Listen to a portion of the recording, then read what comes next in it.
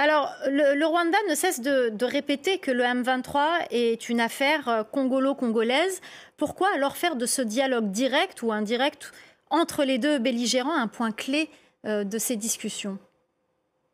Il est vrai que le M23 est un mouvement congolais, mais la question de M23 est une menace à la sécurité du Rwanda. Bonjour à tous, merci pour la confiance, merci à tous ceux qui se sont abonnés sur notre chaîne, comme j'aime souvent vous dire que c'est la meilleure façon de nous soutenir. Merci aussi à tous ceux qui continuent de partager nos vidéos, liker, qui commentent nos vidéos. C'est un grand plaisir de vous avoir dans notre grande communauté. Continuez à le faire parce que c'est la meilleure façon que vous pouvez nous montrer aussi que vous nous aimez. C'est comme ça qu'on peut bien avancer parce que ici, c'est la qualité, c'est l'information certifiée. Comme vous avez vu dès le début de ces conflits entre Rwandais, Congolais, c'est la seule chaîne qui vous donne des informations sur terrain, qui vous montre des images. N'oubliez pas d'appuyer sur votre cloche de notification parce qu'on est là H24. On travaille là-dessus, toutes les informations qu'on a qui nous parviennent.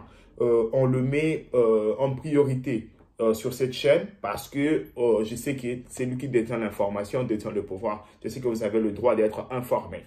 Qu'est-ce qui se passe sur le front, chers compatriotes? Vous avez suivi dès le début, il y a l'interview du ministre rwandais des Affaires étrangères qui est passé sur France 24, qui parlait du conflit et de l'accord de Luanda.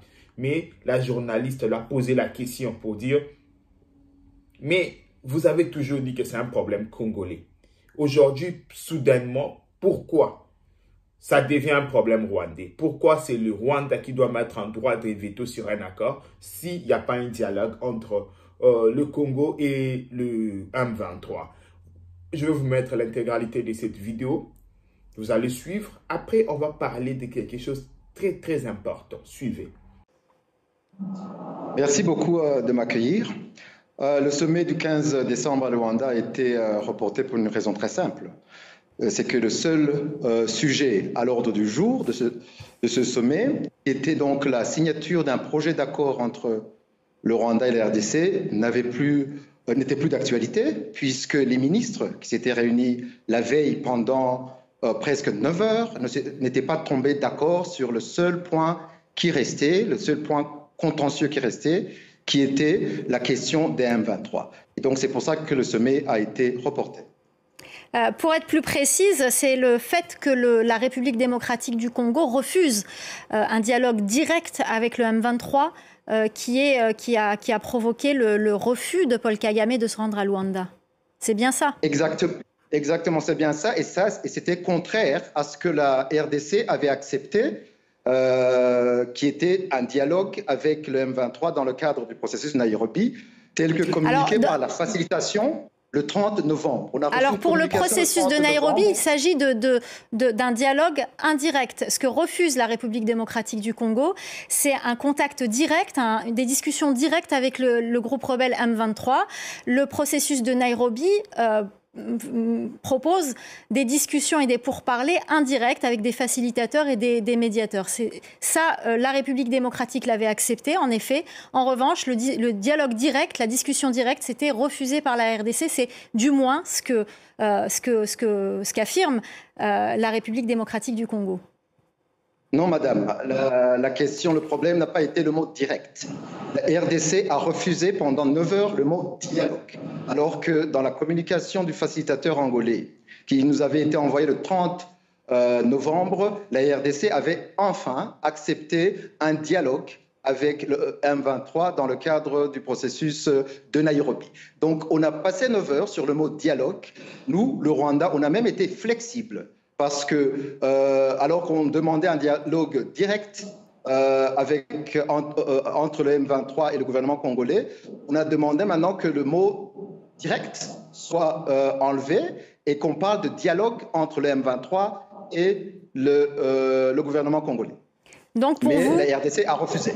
Donc pour vous, c'est le dialogue qui a été rejeté par la République démocratique du Congo et qu'il soit direct ou indirect, le Rwanda l'accepterait sans condition? Que si cette condition était remplie par la RDC, le Rwanda irait à Luanda et participerait à ces pourparlers?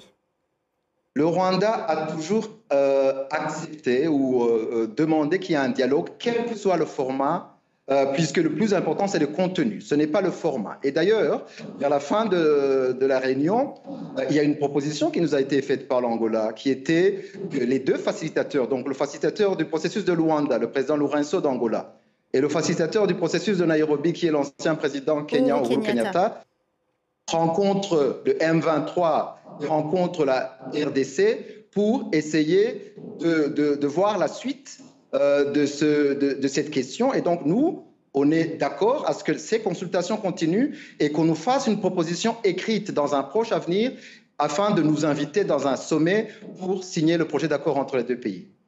Alors, le Rwanda ne cesse de répéter que le M23 est une affaire congolo-congolaise.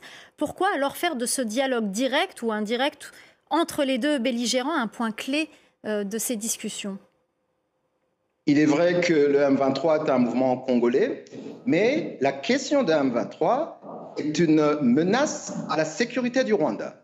Parce que, à cause de cette question, la RDC a construit une coalition militaire large qui inclut les génocidaires FDLR, les miliciens Wazalendo, les militaires burundais et même les mercenaires européens, certains de France, d'autres de Roumanie, pour s'attaquer au M23 et par extension au Rwanda, puisque le M23 est toujours assimilé au Rwanda. Donc c'est une question sécuritaire au Rwanda. Ce n'est pas seulement que le mouvement est un mouvement congolais, ce qui est la réalité. Et pourtant, l'ONU a accusé plusieurs fois le Rwanda de financer et d'armer le M23.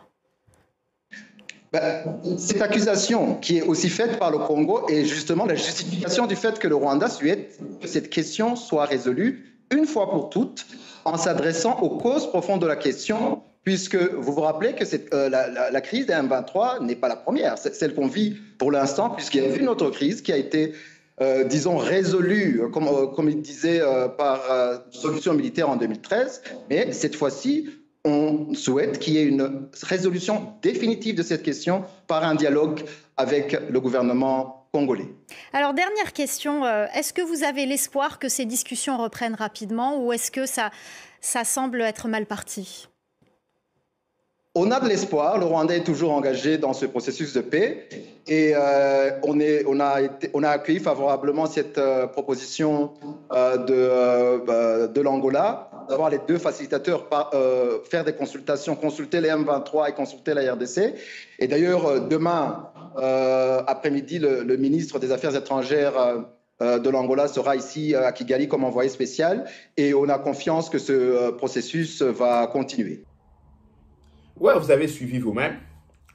Le ministre rwandais, comme dans ses habitudes, il ment.